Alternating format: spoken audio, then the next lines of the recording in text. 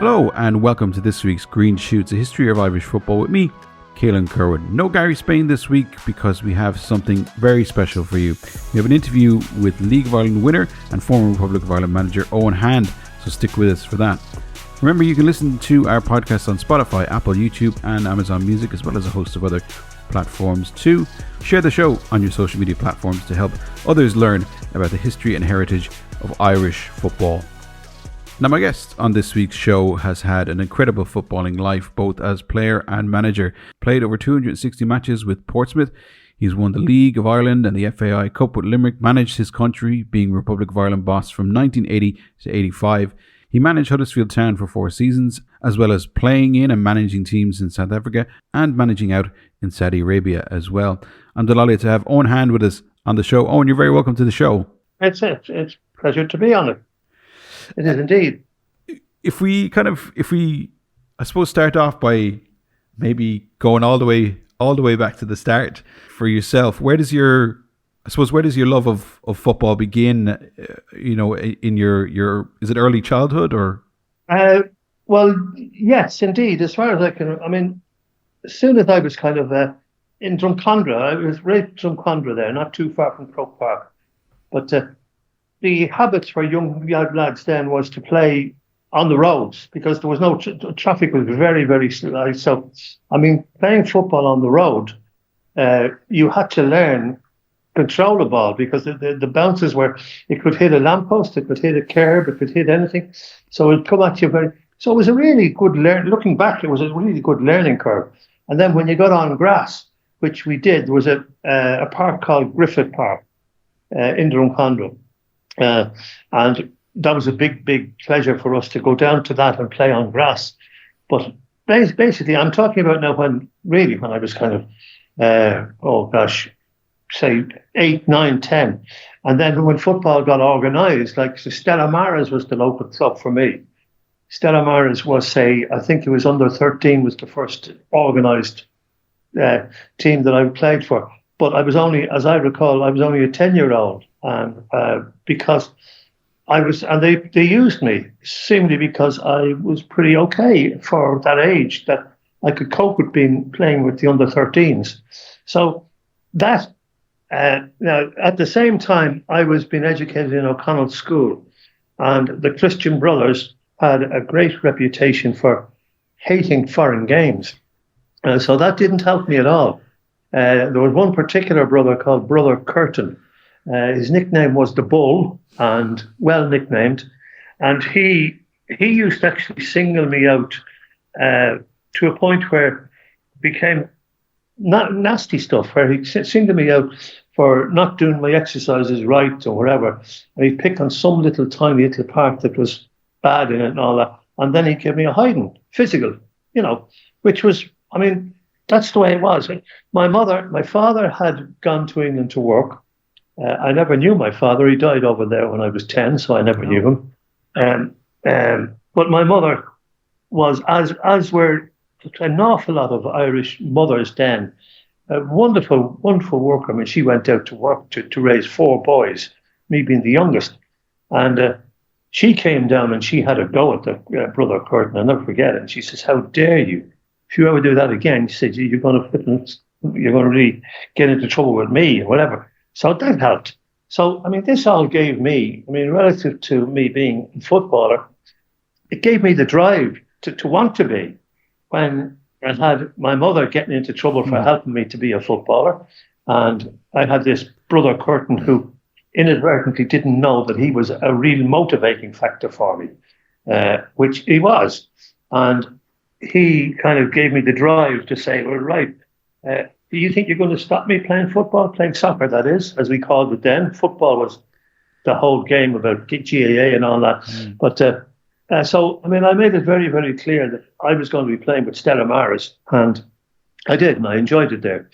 I enjoyed my time there, and to a point where I was then, leaving certificate coming up to, which is obviously 18, but way before that, I had a trial with Swindon going over in the summer, and I think this was about, I was only about 17 or something like that. And they were very impressed with me as a winger. I was a winger then because I'd grown up, and they saw a good skill, and also I had good pace. So they took me on, and they didn't take me on then. It was just after when I finished school that they were waiting, but they couldn't because my mother insisted that I do my leaving cert, which was a great thing, really, looking back, to have education finished. So playing football, getting back to the football thing, it was difficult in those days because there were so many things stopping you and against you, which unless you did it, to me, it gave me a drive. So it worked in reverse. That if this hadn't happened, perhaps I wouldn't have had the drive to be a footballer. And anyway, Swindon Town took me when I finished the leaving cert. They took me for one season, and I went over there as an 18-year-old, and as a winger. And in fact, the winger on the first team was a man called Mike Sowerby, who went on to be a real top player. Was transferred from Swindon to Manchester City, and I followed his career all the way through. And of course, then, to me, it was just he was my idol. He was this and that. But there was one occasion then, I think, when there was the centre backs were all injured and whatever, and they tried me out at centre back, and seemingly, I thought this was easy. This is easy to play here. Anyway, they let me go, as it happens, and then I came back, and I was just around Drumcondra, looking. Basically, I'd done my leaving cert. What am I going to do with my legs now apart from that? And I approached car sales, which I hadn't got a clue about, but I had to do something. So car sales, and then I was playing with Stella Maris. The switch over from centre, from being a forward to being a centre back, that was, I think, really. Do I go back to? I'm not quite sure about memory-wise, but which club it was that actually moved me. I think it was. I know when I went to Limerick, I went there as a winger. And in that situation with Limerick, it was a strange situation coming back from Swindon, because I was such a young man. I was only 18 and a half, 19, and here I was. I had actually been dumped by Swindon because they were relegated, and all the younger players were let go. I.e., they basically couldn't afford to give them the opportunity to stay on, which is a big blow. So anyway, that was it. Back to Swindon, and it was back to Limerick, and that's where really, I suppose, my footballing days really helped in a big way, because Mickey Webb was the manager of Limerick, was the chairman of Limerick then, and it was very interesting times in so much as that, me playing as a winger with Limerick. I did very, very well with them, and I remember scoring 4 goals against. It was a Donegal team or something. Finn Harps, I think it might be, and we won 4-1, and I scored all 4 goals. So nice. It has given me a good lift and whatever, a good all this kind of messy start to my desire to be a professional footballer, which it was. But now it was leveling out, and I was getting the rewards back that my desire had overcome. All the different times that I was disappointed and let down. My mother couldn't do anything about it because a woman in those days didn't interfere with sport as such. But so that was the beginning of my footballing career, type of thing. So, and that experience of kind of, because you kind of mentioned it in what you were saying there, that experience of kind of people telling you you can't do this or you shouldn't do this, is that something that you brought with you for the rest of your career as well? As in, the more people told you maybe that you weren't good enough or that you couldn't do this, that you actually said, you know what, I'm going to prove you wrong, and I suppose that was kind of the basis for developing that career as well. definitely agree that that was the case. All those knockbacks all gave me a drive throughout my career. You got it spot on. Uh, Throughout my career, whenever there was a problem that came up that said, "Oh my God, this is not going to be a help at all," I said, "No, hold on a second. What is the problem? Is it the problem, this manager, this coach that I'm under? How do I deal with it?" And I was always kind of conscious of there is a way to deal with it. And you've just got to put your mind to it. And so all that, shall we say, that learning curve through the early days was a big help in that way, exactly as you just pointed out there. Great. And it was very, very evident. And I was conscious of that throughout my career, throughout my managerial career, when I stopped playing even. I mean, I always said, right, that is the way to go about it. There's a big problem about it, but how do we overcome the problem? So, and in doing so, you kind of had short spells with Dundalk and Shelbourne, but it's really Drumcondra is the I suppose the rocket that really gives your career the lift. Talk to us a little bit about Drumcondra as well. Obviously, the area in which you grew up, because at the time we don't see it now, obviously, because it's faded away as a club. But Drumcondra was a very successful League of Ireland football club in its own right at the time, wasn't it?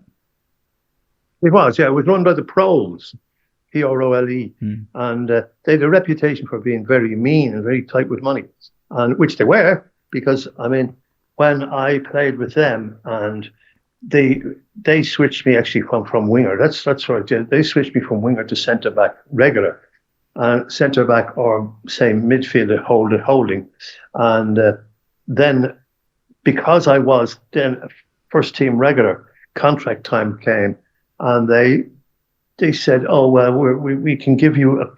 I think, as I recall, I think it was 10 shillings raise, and I went from £4 to £4 £10 or something like that, which was kind of, oh my God, cheaper. I mean, okay, those days £4 was a lot of money. It was for me anyway, but they were pretty mean. They really were mean.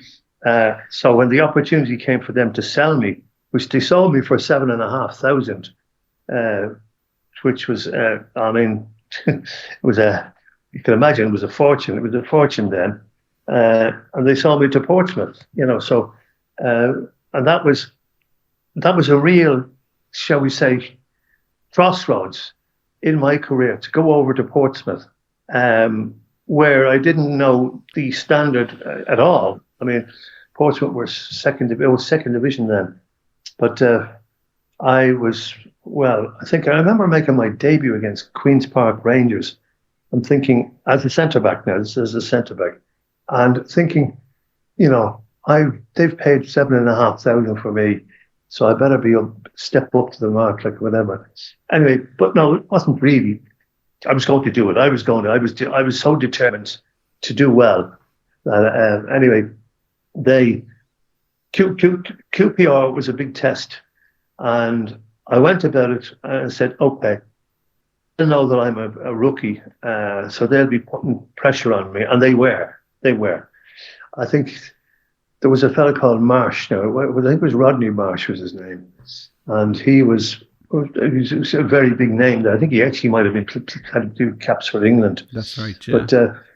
But anyway, he took me on, and come on, Paddy, and he was teasing me, and he actually gave me the drive that he finished up, that he never got a kick at the ball. I totally outplayed him, and we got a draw. I think we got a 0-0 draw. So that was a huge eye opener for me, to say, you can do it. You can stand the pace over here, because I got pace because of me being, say, a wide player, a winger, as against, say, me being a centre back or defensive midfielder. Now that's exactly how it worked out. And it was that game particularly gave me a huge boost, the Rodney Marsh one. And I went on from there. And then, of course, there was the international scene came as a player. Just at that time as well, did you feel like your performances were good enough to play for Ireland, or did the call to play for Ireland kind of come out of the blue? Was it something that you expected might happen but weren't sure if it would, or was it out of the blue? I know it was a might happen situation because I was in England. Certainly, it was just wouldn't it be such a lift if I was to be captain for Ireland, but it was never ever expected. I mean, it's one thing playing club football, but playing international football, oh wow! So it came out of the blue when I was picked to go on a trip somewhere out Turkey way, yeah. And anyway, I did play for Ireland as centre back, and I really took to it, and I showed that okay, I wasn't in awe. Like, I mean, I was nervous, sure I was, but I got through the game, and I think we got a draw out of that game, and I played pretty well. So I was quite happy with my career, shall we say. I mean, here I am. What age? I'm not quite sure what age I was when this all happened. So looking back, I mean, it's the late 70s, early 80s. I know Limerick was early 80s. So that was kind of at the end of my career. So this is early 70s or something like that. That's right, yeah. Yeah. In fact, I used to use the fact that my brother had gone to my brother that I was very close to, Eamon. Sadly, he's passed away. He educated himself, and he became an architect. And he went out to he lived in Durban in South Africa. So I used the fact that South Africa was taking players for summer, for the off season in English game, and they would say that they would pay their wages. So, for instance, the English club didn't have to pay the wages for that player. So they said okay, and then he'd come back. So, but you were still the English club's player. So I did that a couple of years, mainly to go and visit my brother, who I missed. In those days, I mean, you just didn't hop on a plane and go to places like South Africa. So to go out there and to be a guest player and be and they'd put me up in a hotel, and not a 5-star hotel, but it was adequate, whatever. And that was a good way of me enjoying South Africa. And of course, then that was to have a huge influence later on about my football days.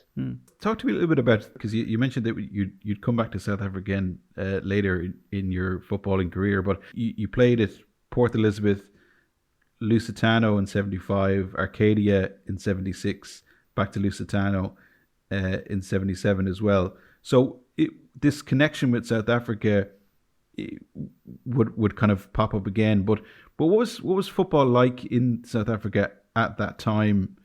As well in the kind of I suppose the mid 70s. Well, the clubs I played for, they were, I think, for instance, now Arcadia, I think they were the first ones that dealt with the apartheid situation, and they were the first club to have what was called a player from the black area, shall we say.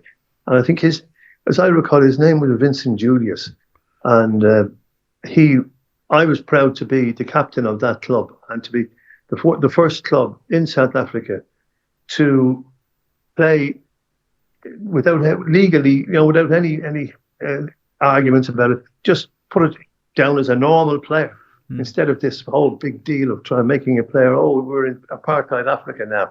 We can't do that, but we will. We'll take a chance. No. I suggested to our manager or coach or whatever. I said, if you're going to. Just don't say anything. Just play him. And that's what happened. And I was proud of the fact of my part in that, because it was a big, big thing at the time about, playing, a white club, having, a coloured player in the dressing room and in the showers and all that kind of ridiculous. But that's the way it was. So I was proud of the fact of the part I played in doing away with that in sport, certainly in my sport, and I would imagine that I would be acknowledged in the soccer world in Africa for that. And what was the response to that from, I suppose, your own fans, or even in the dressing room with your own kind of players? Look, when we saw that Vincent Julius was, and the lads met him or whatever, Hmm.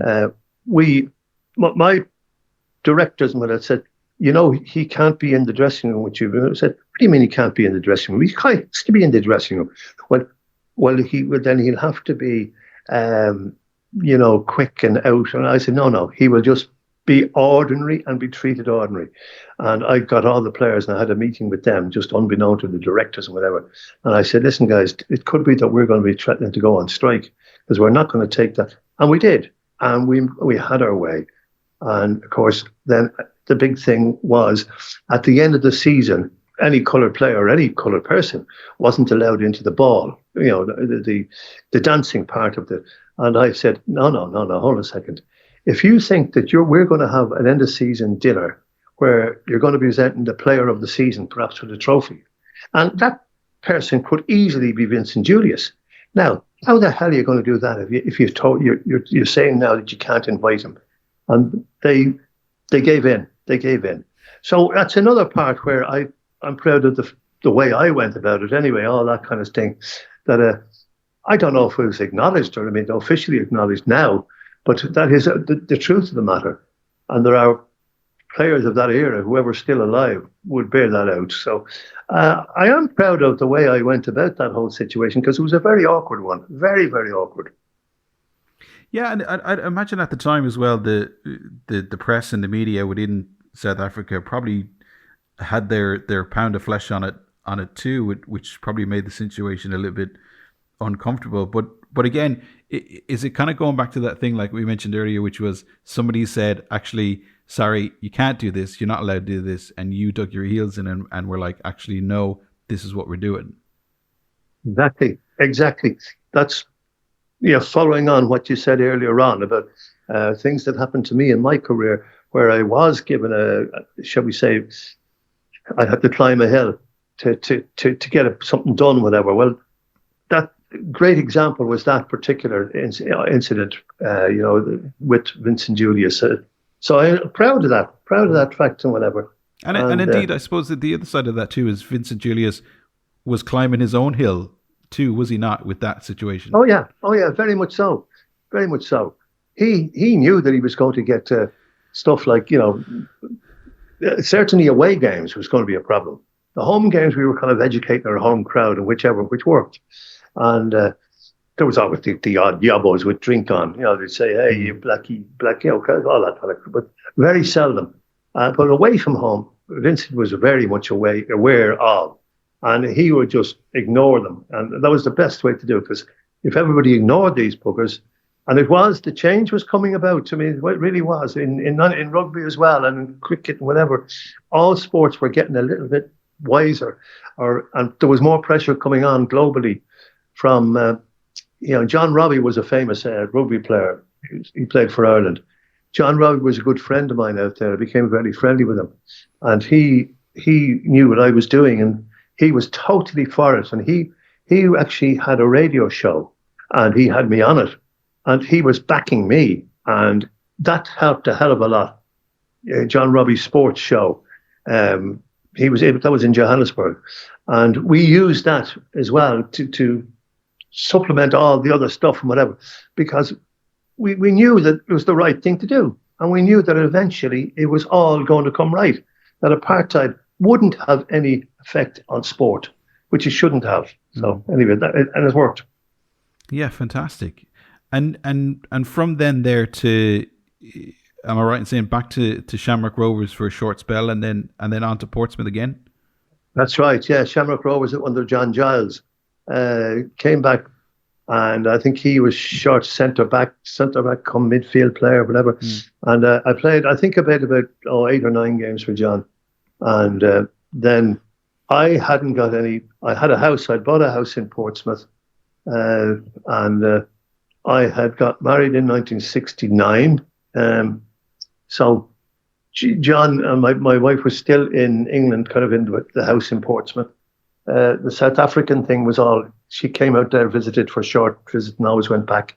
It was very kind of mixed up kind of, but as well as that, I mean, I think my son was born, Gary, who is now captain with British Airways. Nice. So it's been very, very interesting. You had short spells with Shamrock Rovers, and you mentioned Johnny Giles there as well. We were talking about Johnny Giles on a previous podcast, and I suppose his talent and how good he was, etc. In terms of his managerial style, you had a brief spell under him, but what was it like working with Johnny, and what was his kind of, I suppose, his managerial ethos? What was he trying to get the best out of you, and how was he trying to do it? Well, John was brilliant. He was such an intelligent guy. I mean, and like football, as a football manager and coach, as a player, he was brilliant. I mean, his vision on the football field, he saw everything. If you gave it to him, say, I'm playing for Ireland, say, when I played for Ireland, I would say played midfield. If you gave it to John Giles, that was it. That's all you had to do. If you won the ball, and that's when John was manager, he used me in that situation. Just because I'd win the ball, I'd give it to those who could play. In other words, I mean, that wouldn't be me. And using that to could play, i.e. would be creative as midfield players, to have the vision to say, okay, I'm going to switch this from right to left, blah, blah, blah, which now is just not taken as part of the game. But then it was revolutionary type of thing to have players who would have the vision for that. So John was brilliant. He was way ahead of his time, really. I mean, he was well known. Worldwide, he was starting to get a reputation as well. Like, I mean, I can remember, like, I mean, we went to play Brazil and whatever, and the likes of Pele and all these people, John Giles was rated so highly and whatever, so he was our first world-class player. And to this day, I still think that's the case. He was our first ever world-class player. So it was great to meet him recently there in December in Clontarf Castle, when all those players of the 74 team had an assembly thing there. But no, John was one that you could absolutely listen to, and his diagnosis and his speaking about a game was amazing. I mean, he would say things, you say, my God, yeah, he's right. And he was never wrong. I mean, if he was wrong, he would say, yeah, I got that one wrong.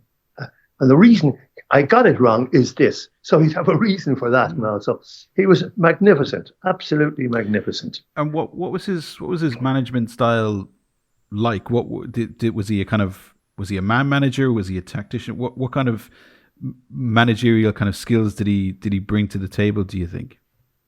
John was he used common sense.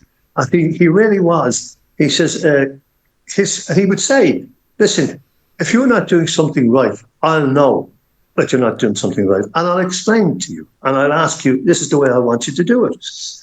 So he was a very, very commonsensical manager. Like, he wasn't a bully or anything like that. He wanted you to understand exactly what was needed from you.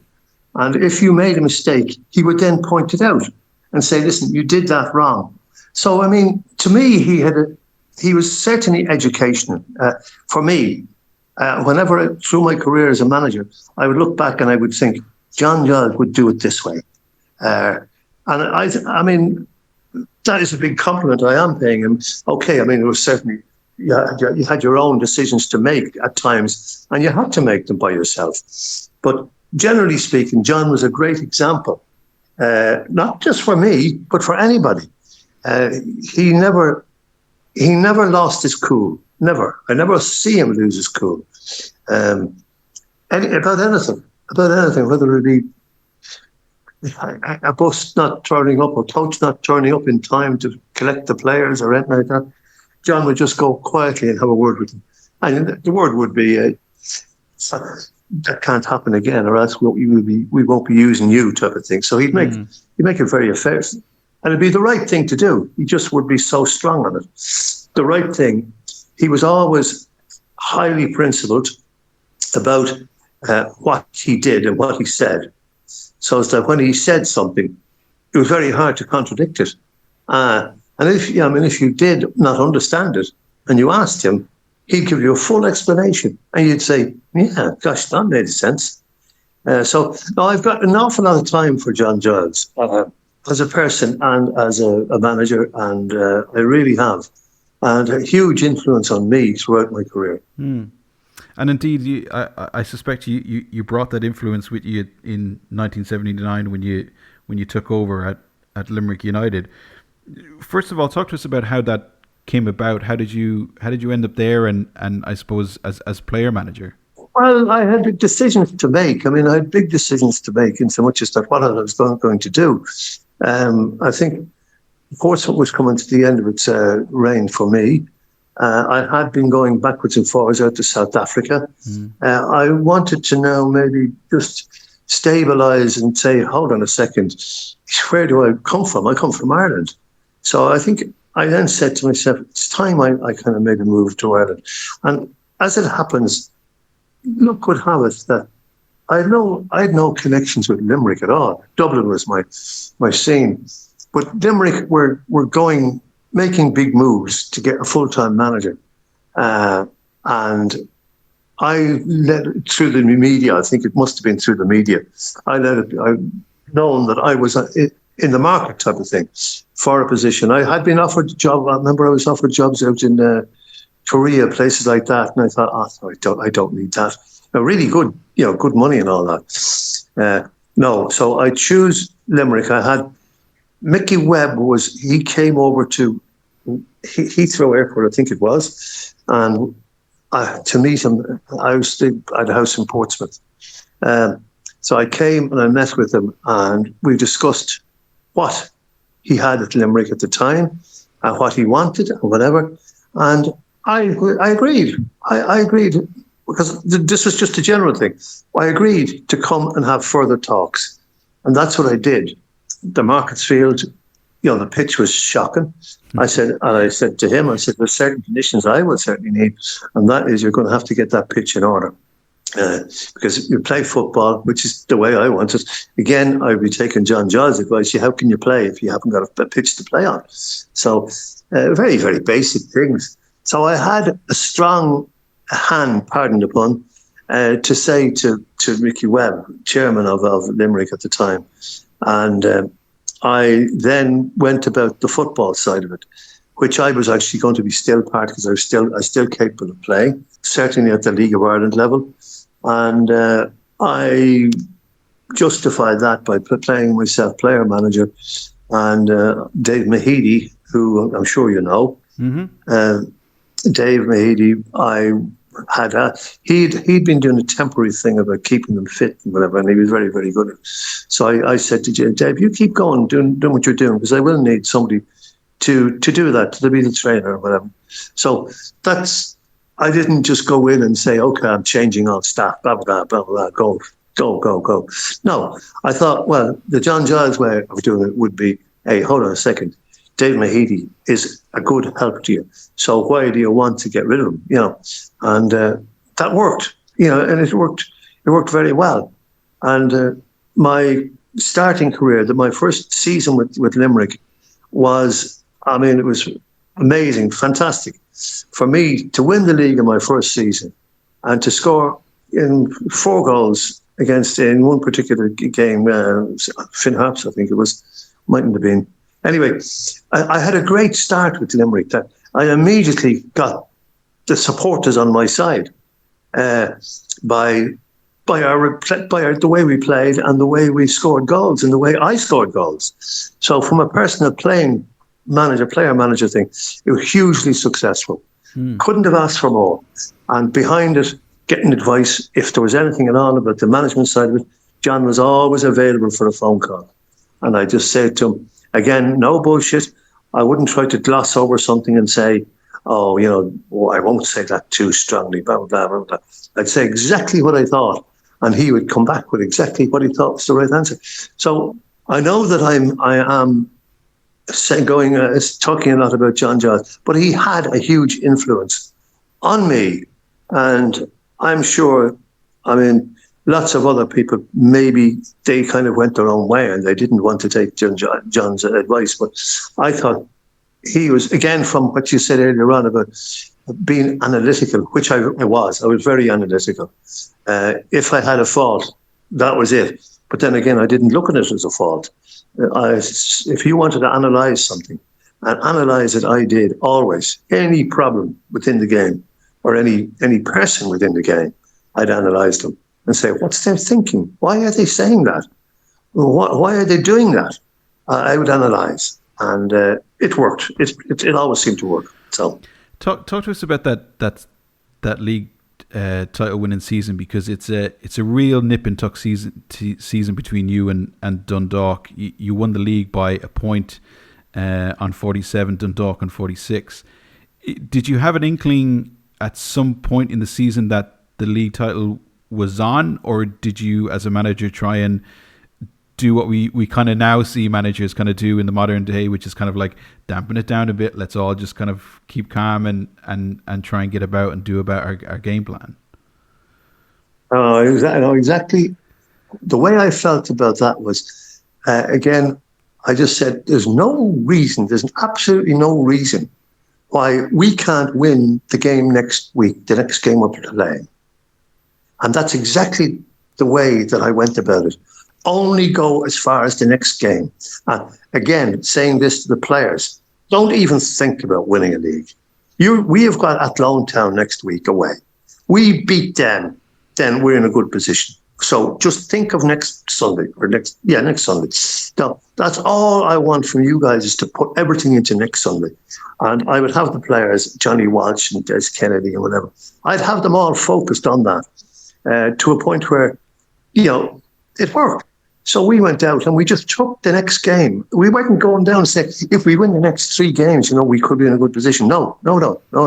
Just game by game. And it was the only way to go about it. And again, common sense way, and it worked. It worked. I mean, we did win the league, and I think, you said about was Athlone Athlone was our main rivals then? Or? It was Dundalk. Dundalk, it was. So yes, definitely Dundalk. That's it. Yeah. So I know that we had great battles with Dundalk, but we took every game just one at a time, and that's what worked. And in fact, out of that, then obviously there was the vacancy came for Ireland, and I was asked would I like to consider doing a game, and they had some sort of practice game or something against Argentina, was it? I think it was, or that. Anyway, out of that, anyway, I remember going for interviews up to Dublin to see that I was still going to be doing manager of Limerick, because playing for Ireland, it wasn't a matter of playing for Ireland, it was a matter of managing Ireland. And all helped by the way that my success had come at Limerick. So, and I've never forgot that. And I've always acknowledged the fact that Limerick played a huge part in me becoming Ireland manager. And how did that come about, and how did it work? Because the idea of a manager kind of essentially managing the national team and a club team at the same time, in the modern sense, would be considered crazy, a bit bonkers. So how did it work, and how did you kind of deal with, I suppose, doubly the pressure of having to deal with a national team and your club side? Well, again, I took the thing about, say, John Johns. Yeah, I took just every game one at a time, whatever game it was. So when they asked me would I consider doing the Madness in Ireland, it wasn't a question of money, because they weren't paying anything. It was buttons. I mean, John John was on 9,000 a year, So, I mean, God, I know, okay, 9,000, but still buttons compared to what now, I mean, cheapest you're talking about. Anyway, we won't even begin to go into it. But I just went about it one game at a time. And when I said, okay, I'll do this, and I didn't even ask the FAI about what was the money. I didn't even ask, because it wasn't a question of money. I wanted to see, could I marry the two? And I went to Limerick, and I said, listen, as far as I'm concerned, it would be a bonus for Limerick to have me as managing Ireland.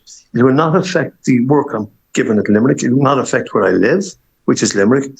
And that's it. And I went up to the FAI, and I remember sitting in this room. It was like it was about a big room, and like it's a horseshoe, and I was in the middle, and being questions from every side or whatever about what would I do if as an international manager. And anyway, I must have said all the right things because I got the job. And I think I got the job starting on 12,000 a year, which was, I was quite happy. Because I never even asked what was involved, because no matter what, as far as I was concerned, if they said to me, "We won't be paying you anything in the first year," I'd have said, "That's okay." I would have. It's managing your country. That's, so it was a totally different attitude. Like, I mean, John Giles being on 9,000. John was a big success with Leeds United. So did he need? No, he didn't. He didn't. And then did I? I mean, I was managing Limerick, and I explained to them. So I wasn't pushed. I wasn't using Ireland as any sort of financial kind of, oh my God, it's going to make me rich. No, nothing like it. It was just the honour of playing for your country was the big thing, and then whatever would follow. So okay, if you were whatever, I was 12,000 a year. And I finished up, I don't know what it was, years later, but it was never a question of money. Never an argument about it. Rightly so, as far as I'm concerned, because you get distracted. You accept it. If you accept it at the start, that you're happy with this, and it'll do you, and you're going to be moving from that place to that place, house-wise. If you got help, which I did, you got help with that. So you got enough. So you're never looking to make your country a good supplier of money for you internationally. I don't know. The attitude is not. It's a bit different these days, I would think. Particularly when it's now foreign players. It's not foreign managers. Foreign managers and not Irish managers, which is disappointing. I do find that very disappointing that we can't find an Irish person to manage our own country. I find that very, very disappointing and kind of something that shouldn't happen. So, but anyway, it does. Well, we might have one in a couple of years' time, maybe Damien Duff or something like that. Exactly. You know what I mean? Exactly. So, but I wanted to bring you back.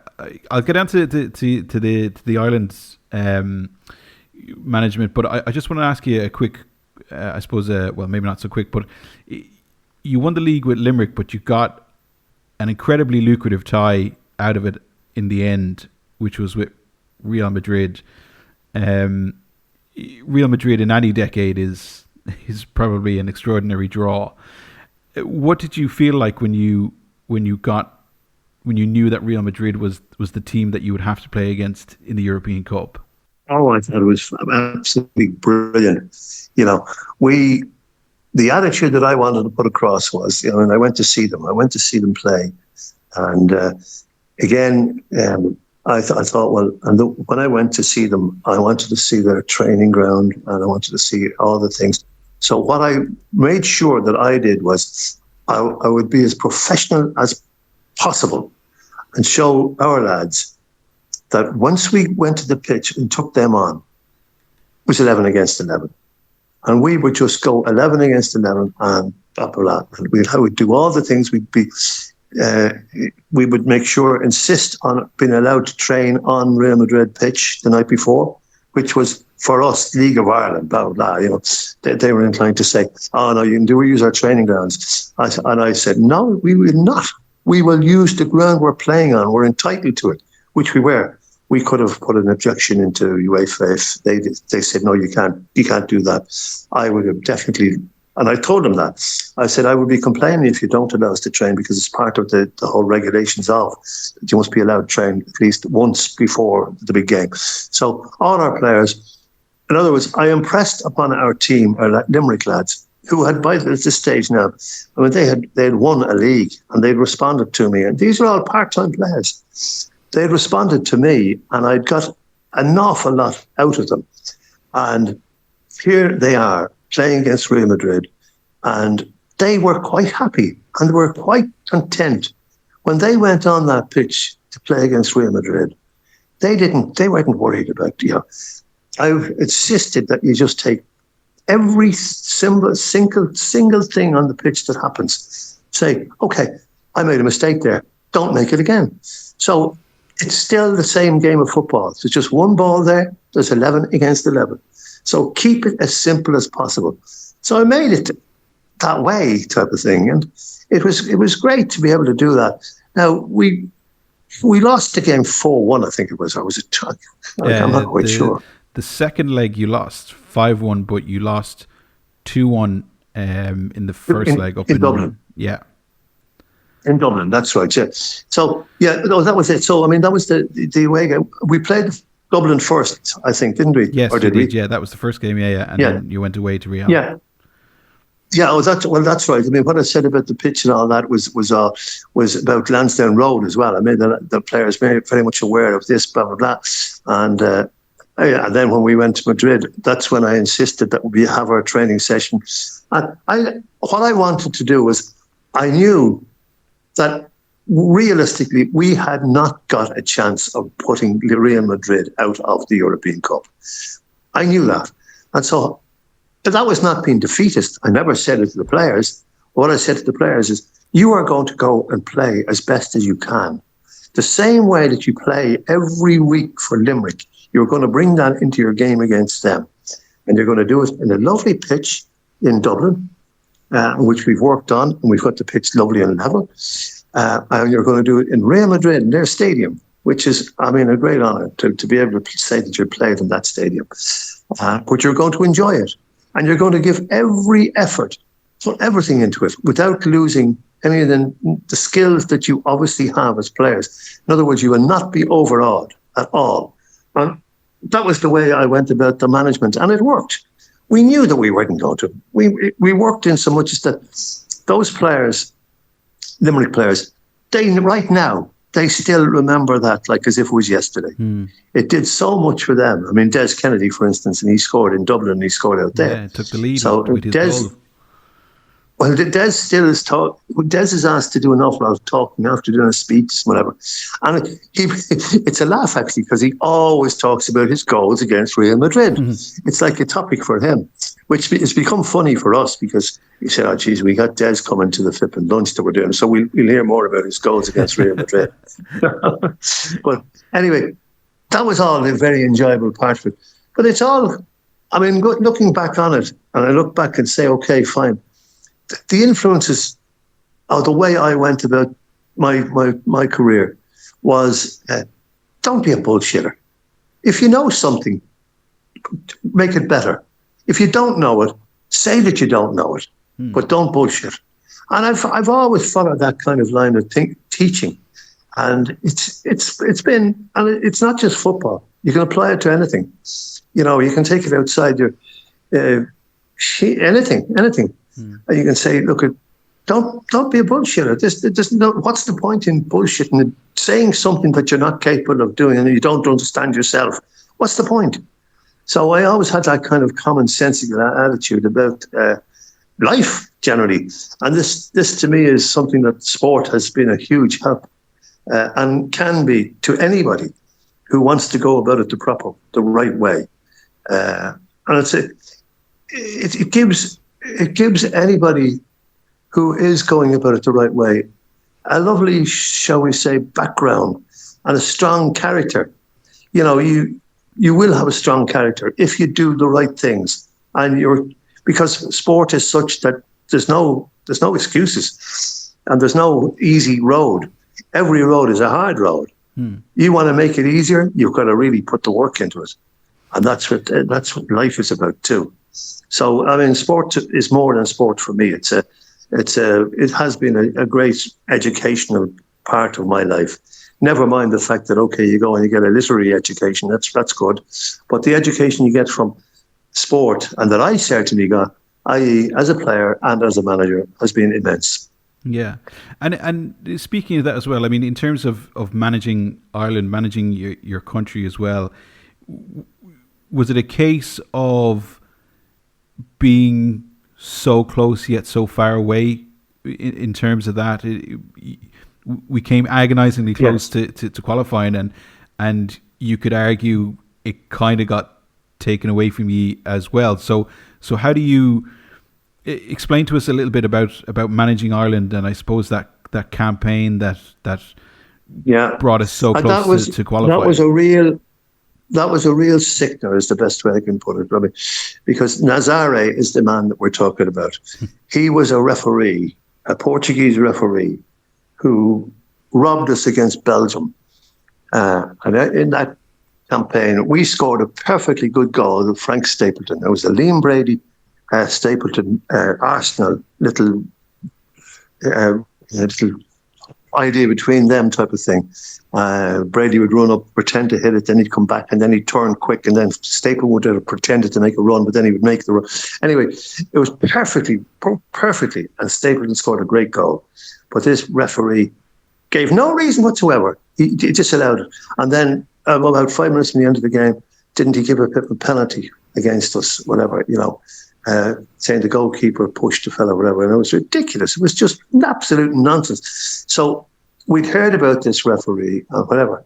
And I'll never forget, in Belgium, I went to him after the game and I said, "You are a disgrace. You have robbed us. You have taken money. You have been bribed." Now, he should have red carded me. He should have reported me. He just went, "Go away." I said, "You're a thief. You're a crook. You're a fucking crook, you are. We know, we heard bad things about you, but my God almighty, now this is proof." It was proven afterwards. Took a few years, but it was proven afterwards that he had taken money, that he was bribed by the gambler men. He was bribed because Belgium had to win the game. They had to win the game. And he got huge money to make sure they did. And we were the sufferers of that. And that, I never forgot that. And I'll never forgive that man either. I don't know if he's dead or what now. But it really was a sick night, because that was a real great chance for us to qualify for I think it was the 82 World Cup. It was a great opportunity. And all our players, I mean, they were all really in the prime. They really were top class, all in their prime. And of course, they had to wait for Jack to come along to get any success type of thing, which again, you're talking about the luck of the draw. I mean, Jack got it with Scotland going out to Bulgaria or Romania or somebody like that anyway, and beating them. And of course, that was the big turning point for Ireland's qualifying. Anyway, that's a different story. And when you look on that, because you're so close to, I suppose, that era of Jack Charlton beginning as well, do you look at that and you go, geez, if only I had done this, if only I had done that, it might have been me, it might have been us going to major championships, or do you kind of separate it and say, this was the hand I was kind of dealt, and that's the way you just got to deal with it? To answer your question, how did I deal with it? I dealt with it the way that I've told you. I dealt with stuff that I learned. That stuff that I learned was, try your best. You've got to try your best. And if you know that you did your best and it didn't work out, well, then that's okay. Well, that's exactly the attitude I took towards that. Did you do your best? Did you try your best around it? Yes, I did. Did you, even down to the point of attacking the bloody referee and accusing him and hoping that UEFA, who, by the way, UEFA turned out to be gangsters as well, but a lot of the people there. So, no, I have no regrets about the way I went about it. I don't think I would have had to be turned out to be a dishonest type of person for me to be able to say that's what you need to be successful. And I just didn't have it. I'm not blowing my own trumpet. I'm just saying to things as they are. I never, ever would go down the road of cheating to achieve something in sport. Never. And I never did. You can say, "Oh, you're bloody Egypt. I mean, you have to cheat to flip and win." No, you don't. If you're good enough, you can do it. And it's only a short-term thing if you're cheating. If you're cheating and to get just short-term thing, okay, you might make some money, whatever. But then, as far as I'm concerned, you're that type of person, so something else will go wrong in your life and then you'll be the loser. And I'm quite happy to be able to say that I've had a good life. I've had a very good life from football. It's helped me.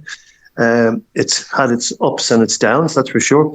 But I've always gone through it with the attitudes that I'm saying to you that I learned over the years. And I did from other people. i.e. the biggest learner I would learn from was John Giles. A lot of respect for the lad, really have. Yeah. Fantastic. And what happens then, I suppose, during that period as well is, am I right in saying you manage out in Saudi Arabia too with Al Tawan and before you get to Huddersfield?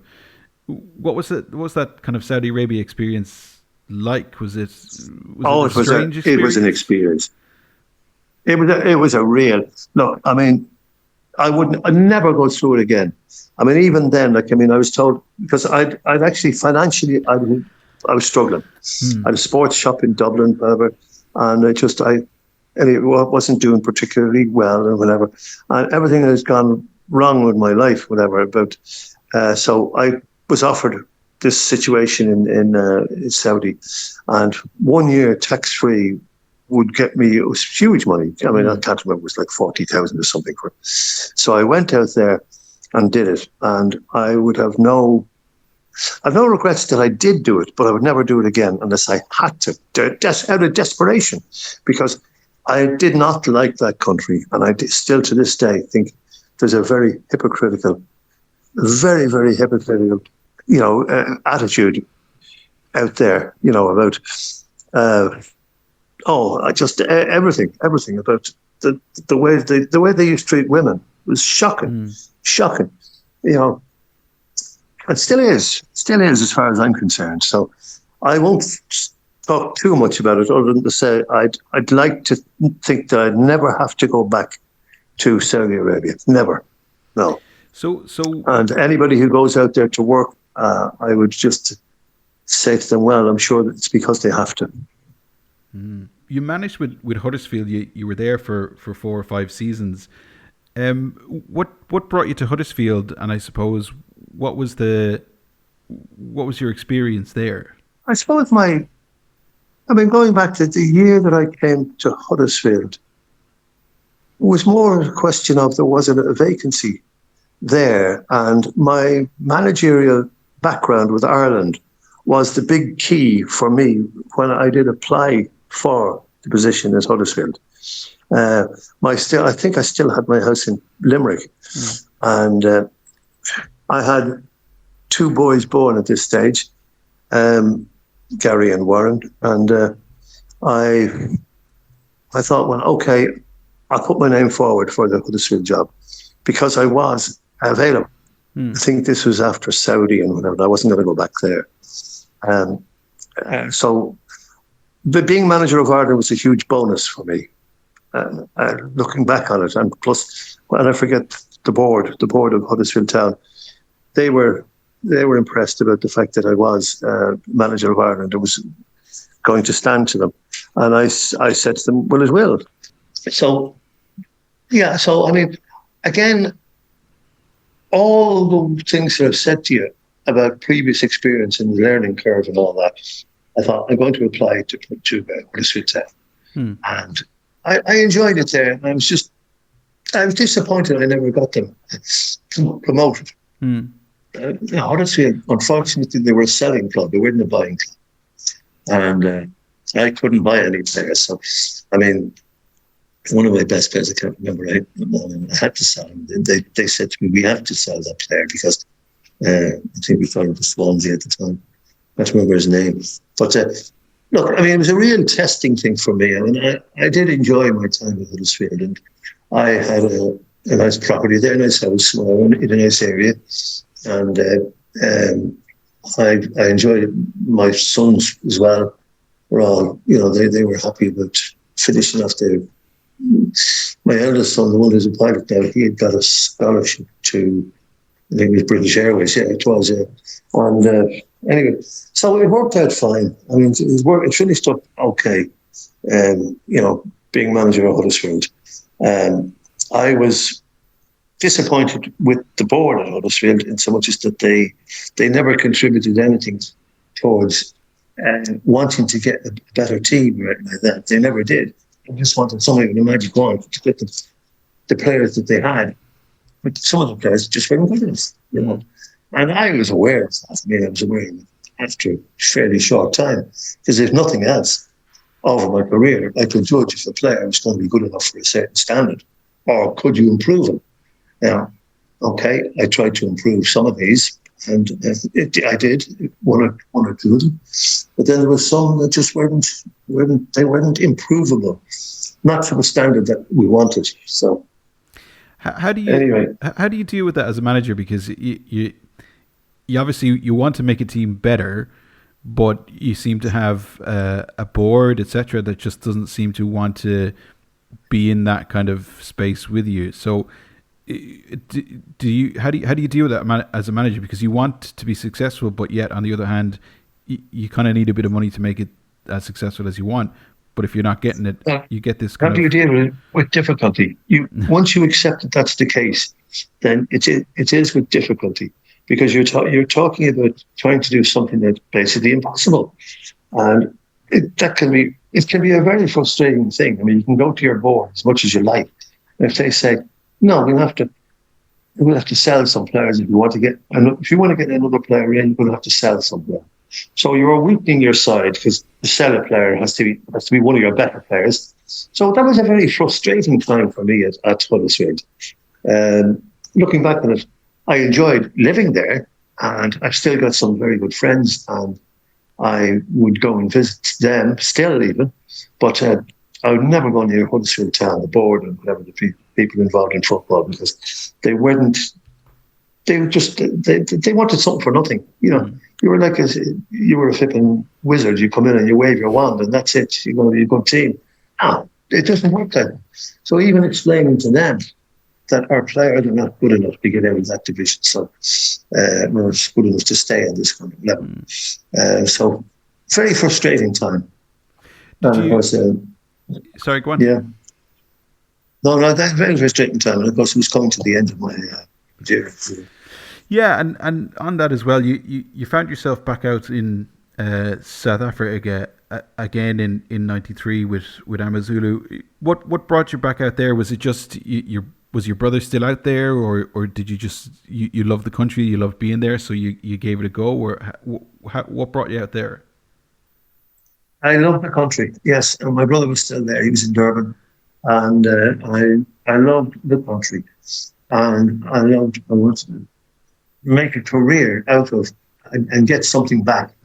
So getting something back would be being treated well in South Africa. I mean, apartheid was kind of gone away, and it was just it is a beautiful country. And my daughter, Kehlan, she lives in Johannesburg, so she visits me the odd time. I mean, we actually speak once a week, certainly once a fortnight. She's a very, very qualified, degreed lady. She's 40 years of age. She was born in '94. So I mean, it was just part of living and all the things that happened. I mean, whenever I kind of made my decisions, well, you know, it was Huddersfield Town. I was even Stella Maris. I was, Swindon Town. I go through the reports. You're making the decision. You're not making rash decisions. You're making decisions at the time that seemed to be the best one, and that seemed to be the case with South Africa. I love the country. I think the country, unfortunately, has had its problems, big problems, which it has rectified up to a degree, to a very large degree. You still would have attitudes about they look down their noses at everybody type of thing. Never mind just the coloured people, but so no. But I did. I tried the whole country. I mean, South Africa is such a big country. You go for, say, you can go somewhere into one of the parks, and you can get into a bungalow type thing, and you can go off and see, elephants live and hippopotamuses live. I don't want to go near them, but I like to see these situations. I mean, it's incredible. I really enjoyed South Africa. You come back then to manage Shelburne for what, a season, a while, etc. What does something happen at Shelburne where because you didn't manage after that? So did something happen at Shelbourne, or did something happen in yourself where you decided that this managerial era of No, football had to come to an end? No, I was only just doing a temporary job just to get the medal. It was just a temporary job that I said I was going to do. That was it. There's going to be no long-term thing at all because I've done my bit. And I just wanted to settle down. And settle down indeed, obviously, with the FAI. And just career guidance became my thing. I mean, I did not want to sign up for the FAI. And doing career guidance, i.e. meeting young kids who are going to England and advising them on all the different problems and different this and that, and the help you can get. And using my experience over the years to say to the FAI, look, there is a position for this. And they said, yes, there is. We'll take you on. And they did. So that's what that was about. So I wasn't going to be directly involved with the actual management side or coaching side of football. Well, talk to us a little bit about that career guidance type of thing. The things that had happened to you in your own life, the death of your father when you were quite young, etc. Is this what kind of brought you into this position too, that you wanted to give these young people, I suppose, the guidance and etc. that they kind of need in your life when those kind of things might happen? Yeah. I mean, I was shall we say, the experiences I went through were quite a lot. I mean, quite a lot. For me to have the right to be able to explain to youngsters, look, it's not all glory, it's not all this and that. So here's the reality of it. So I could give them the real story and just say to them, no, I'm not going to say to you, look, you can't go. Because if you're good enough, fine, you will go. But I mean, the career guidance that I was involved in is, okay, saying, and then by being practical about it and saying, okay, that you can go to a school there in that area. I would have the knowledge of, say, where I was, say, Portsmouth, for instance. And I say, you can go on to university there.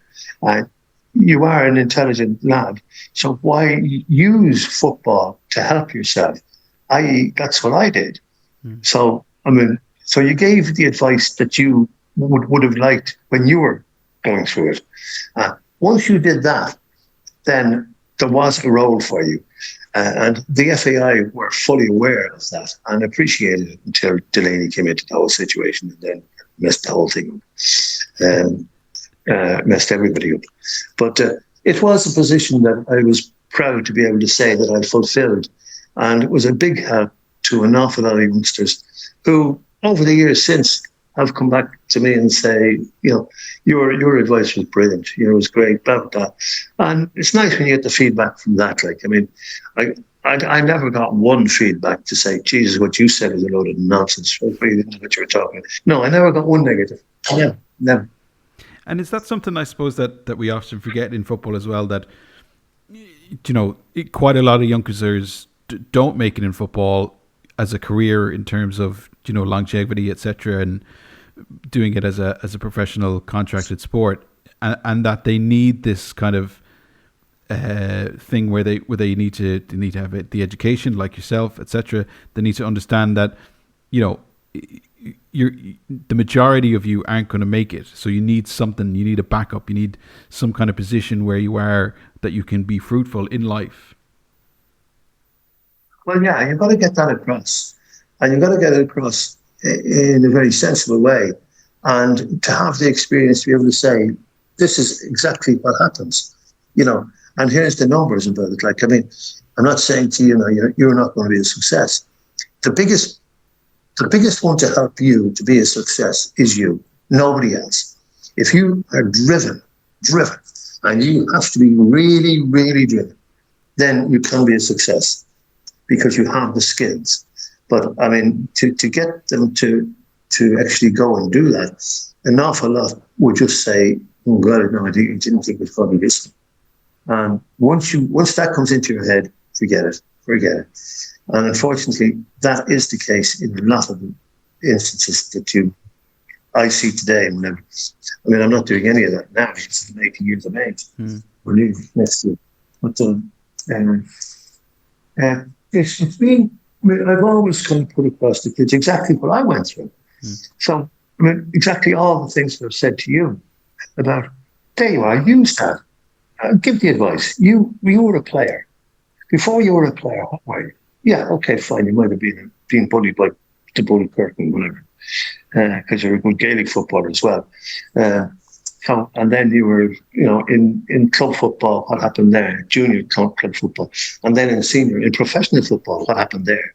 And then, okay, when you gave up playing because your body wouldn't do it for you anymore, what happened then? Yeah, what happened then when you were assistant manager? What happens when you were a manager? And it's all these things are huge educations all the time. Every one of them you can learn from. And they're all practical. And if you have all that stored, which I'd like to think that I have near enough, proven by the fact that going through this with you is maybe saying that. So it's just doing all the things and saying all the things that you went through. And therefore, nobody will ever call you a bullshit. And talking about I suppose the no bullshit, it probably brings me on to my final question, which is, how would you summarize your footballing life, and how would you describe it in your own words? I would say that I consider myself one of the luckiest people alive. I am still around. I'm a year away from 80 years of age. Why? Because of football. My body was, every day I had to be fit. As a player, I had to be fit. When I finished playing, I had to keep other players fit, which meant that I was keeping myself fit as well, basically. So all through my life as a footballer, I was doing all these things and helping other people, an awful lot of people, of young people. And it gave me great mental appreciation of everything. So if I look back on my career, I think I am very, very lucky. I think that I have done so much to help other people. And I don't say that in any arrogant, big-headed way. I have passed on what was given to me. And what was given to me was opportunities, great opportunities, at a time when they were difficult to be given. I'm going back to the 60s, the 70s, whatever. But, and just the whole drive to say, look, if you want to do something, don't just expect it to be handed to you on a plate. You have to work for it. Now, that doesn't apply in sport just at all. It applies in everything. Don't expect things for nothing. And I think an awful lot of our younger world today, they might have the wrong attitude. And I think that's where sport is a great education. It really is a great educational way of life, if you like. It can become very, very hard to actually be a success in sport. And to be a success in sport, you have to have, first of all, the natural ability. But the natural ability is nothing without the drive. You have to have that. And I would say that about anything. Any player that has, not any player, any person that wants to be anything, have they got the natural ability to be it? In other words, does he wants to be a lawyer? Does he know enough about the legal scene? Does he read enough? Has he got the way of life to become that? And then will he work at it? And that's what you apply. Never, ever think it's going to be handed to you. Just work at it and it'll happen. Absolutely fantastic. Great advice to take in any aspect of life. Eoin Hand, thank you very much for the time that you've given us today. It's been an extraordinary journey, both from yourself and your career, but also from you as well. And we really appreciate you giving us the time on the podcast and giving us an insight into, as you say, what's driven you throughout your career and throughout your life as well. So thank you very much for that. Well, that's it for this week's show. My thanks to Eoin Hand for his wonderful candour as he took us through the journey of his footballing life. We'll have more guests with us in the coming weeks to tell us about their footballing life, so stick with us for those. And you can also do that by subscribing to our podcast on Spotify, Apple, YouTube and Amazon Music, as well as a host of other platforms too. Share the show on your social media platforms to help others learn more about the history and heritage of Irish football. And remember to support your local League of Ireland and Northern Ireland Football League club. It's our heritage, it's our game. Until then, bye for now.